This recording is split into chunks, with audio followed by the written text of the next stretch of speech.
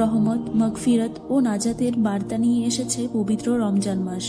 রমজানে আল্লাহ তাআলার নির্দেশ পালনের উদ্দেশ্যে সারাদিন পানাহার বিরত থেকে রোজা পালন করেন মুসলমানরা। সূর্য ডোবার পরে সুন্নত তরিকায় ইফতার করেন রোজাদাররা। ইফতারের সময় কিছু আমল ও গুরুত্বপূর্ণ দোয়া রয়েছে প্রত্যেক রোজাদারদের জন্য, যা পালন করা দরকার। ইফতারের আগে করা যায় যেসব আমল: ইফতার সামনে নিয়ে অপেক্ষা করা। আল্লাহ তাআলার কাছে অনেক পছন্দনীয় কাজের একটি হলো ইফতারের আগে ইফতার সামনে নিয়ে তাসবিহ, তাহলিল ও তওবা ইস্তেগফার করার মাধ্যমে অপেক্ষা করা। ইফতারের সময় বান্দার সব চাওয়াগুলোই আল্লাহ তাআলা পূরণ করে থাকেন। বেশি বেশি ইস্তেগফার পড়া। আস্তাগফিরুল্লাহাল আযীম আল্লাযী লা ইলাহা ইল্লাল্লাহু আল হাইয়ুল কাইয়্যুম ওয়া আতুবু ইলাইহি লা হাওলা ওয়া লা কুওয়াতা ইল্লা বিল্লাহ আলিল আযীম। নিচের দোয়াটি বিশেষভাবে পড়া যায়: আলহামদুলিল্লাহি আল্লাহুম্মা ইন্নী আসআলুকা বিরহমাতিকাল্লাতি ওয়াসিয়াত কুল্লা শাইইন আন তাগফিরলি।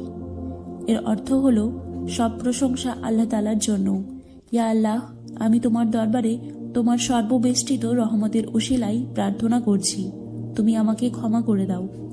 ইফতারের সময় বিশ্বনবী যে দোয়া করতেন, হযরত ইবনে মুআজ জুহরা রাদিয়াল্লাহু তাআলা আনহু থেকে বর্ণিত, তিনি বলেন, রাসূল সাল্লাল্লাহু আলাইহি ওয়াসাল্লাম যখন ইফতার করতেন তখন তিনি এই দোয়া পড়তেন: আল্লাহুম্মা লাকা সুমতু ওয়া আলা রিজকিকা আফতারতু। ইয়া আল্লাহ, আমি তোমারই জন্য রোজা রেখেছি এবং তোমারই দেওয়া রিজিক দ্বারা ইফতার করছি। ইফতার করার পর বিশ্বনবী রাসূল সাল্লাল্লাহু আলাইহি ওয়াসাল্লাম দোয়া করতেন। হযরত আব্দুল্লাহ ইবনে ওমর রাদিয়াল্লাহু তাআলা আনহু থেকে বর্ণিত, তিনি বলেন, রাসূল সাল্লাল্লাহু আলাইহি ওয়াসাল্লাম যখন ইফতার করতেন তিনি বলতেন, জাহাবাজ জামাউ ওয়াবতালাতিল উরুকু ওয়া সাবাতাল আজরু ইনশাআল্লাহ। এর অর্থ হলো, পিপাসা দূর হলো, শিরা উপশিরা সিক্ত হলো এবং যদি আল্লাহ তাআলা চান সওয়াবও স্থির হলো। কারো ঘরে মেহমান হয়ে ইফতার করলে এই দোয়াটি পড়া: আকালা তাআমাকুমুল আবরারু ওয়া সাল্লাত আলাইকুমুল মালাইকাতু ওয়া আফতারা ইনদাকুমুস সাইয়িমুন। সময় মতো ইফতার করা। সারাদিন রোজা রাখার পর সূর্যাস্তের সঙ্গে সঙ্গে ইফতার করা প্রিয় নবী রাসূল সাল্লাল্লাহু আলাইহি ওয়াসাল্লামের অন্যতম সুন্নাত। সূর্যাস্তের ব্যাপারে নিশ্চিত হওয়ার পর দেরি না করে দ্রুত ইফতার করে নেওয়া সর্বোত্তম।